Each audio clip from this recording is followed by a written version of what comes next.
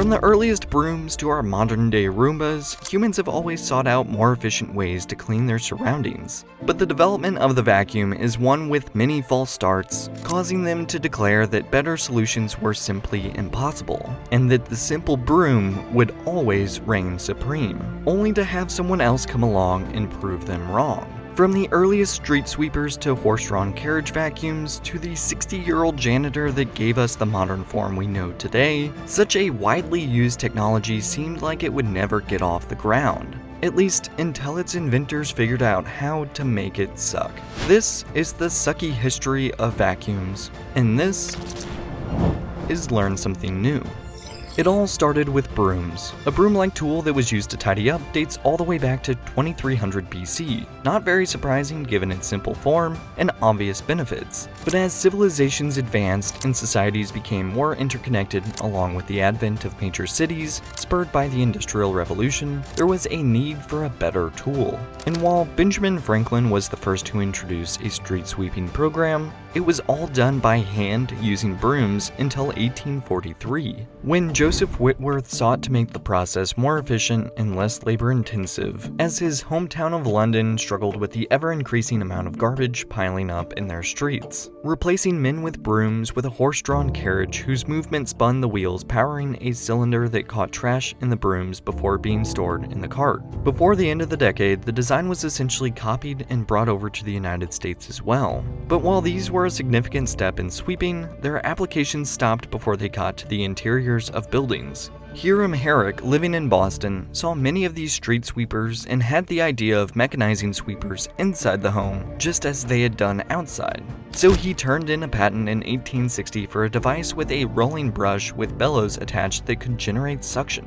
His device was still manual though, with the operator needing to work the bellows as they moved. And historians believe that he likely never did anything with the patent, because its design would be too frustrating to use. Yet, it was this design that would be taken a step further 9 years later by Ives McGaffey, who used a fan to move air, writing in his patent, "The accumulation of dust and dirt in dwelling houses is a source of great annoyance to all good housekeepers. To obviate these difficulties is the object of my invention." He sold the device with a hand crank to work the fan by hand, with it retailing for $25, which was equivalent to about $450 when adjusted for inflation. Thanks to its crank fan making it significantly harder to use, 2 factory fires, and a price point that turned away most customers, McGaffey closed up shop within 3 years of starting. And without any way to easily create suction in a way that would make the process more easier than simply using a broom, the idea anything could outdo the simplicity of the broom left little innovation for 2 decades. But in 1892, with gasoline being recognized as an extremely useful fuel source, inventors began setting to work on a number of important inventions. One of those inventors, who lived in St. Louis, Missouri, premiered his new invention in 1898.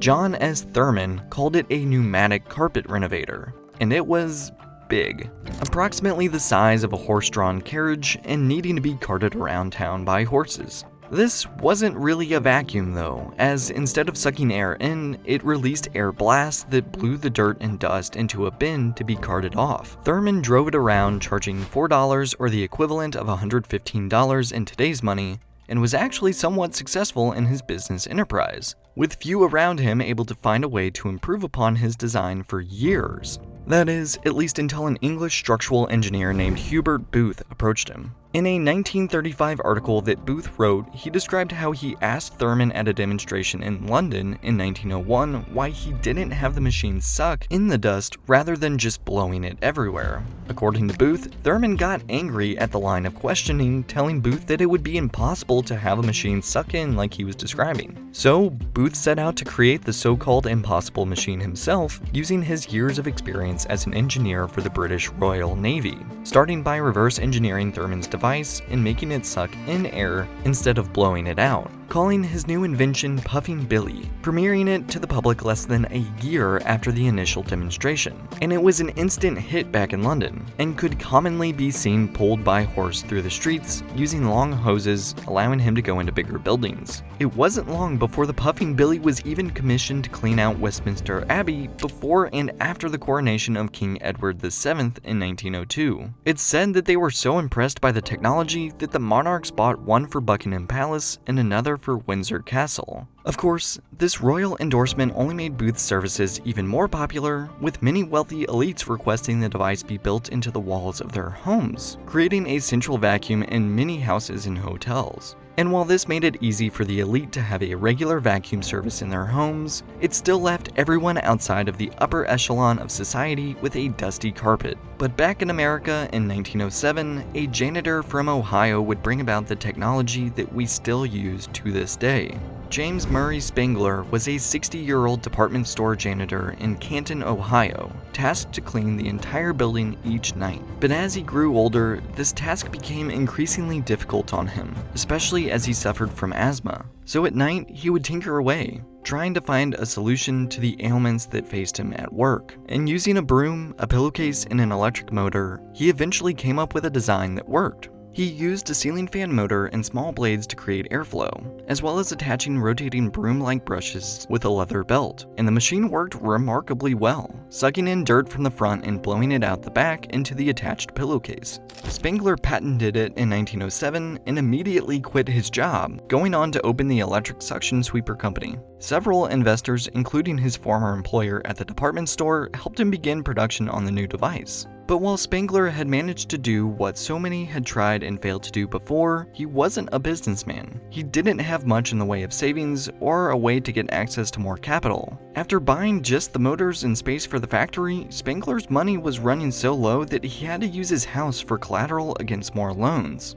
And it still wasn't enough to get the vacuums to production. He defaulted on his loans, and the bank began changing the locks on his home and putting it up for auction. In complete desperation, Spangler went to one of his first customers, his cousin, Susan Hoover, and asked if she and her husband William Hoover might be able to help him out. William Hoover, who was a successful leather goods manufacturer and went by the nickname Boss, agreed to purchase the patent from Spangler, relieving him of his financial woes as well as taking over all operations of the business. He immediately poured money into marketing, research and development of better vacuums, and hired door-to-door salesmen. Boss also put out ads that offered 10 days of free use of the vacuum for anyone who requested it. His insistence on researching more ways to expand the vacuum's use led to the inventions of the headlight on the front, the self-propelled feature, and the side-mounted hose. Outside of the additional features, however, the same fundamentals of vacuums have stayed pretty consistent, getting smaller, sucking harder, and eventually removing the need for someone to actually operate them, but the vacuum component itself has remained largely the same. And with electrification sweeping the nation, it was only a matter of time before Hoover grew into the company we see today,